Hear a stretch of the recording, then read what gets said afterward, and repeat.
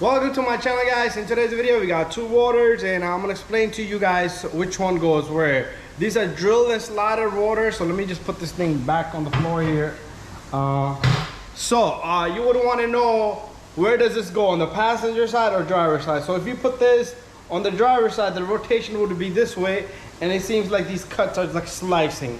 And on the opposite way, on the other rotor will be on the other side, it will do the same thing, okay?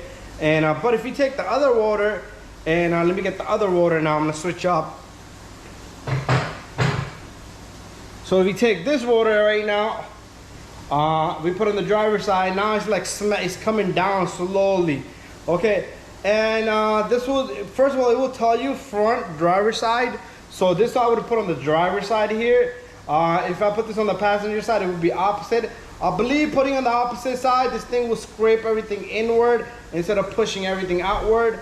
Anyways, it's gonna have a listing here, like it'll tell you right here, it's a sticker here. It'll tell you driver's or passenger side, but if that sticker wasn't there, I still would put this on the driver's side because I usually want that slice to be like that. So that's where I will put it, okay? And that's where these goes.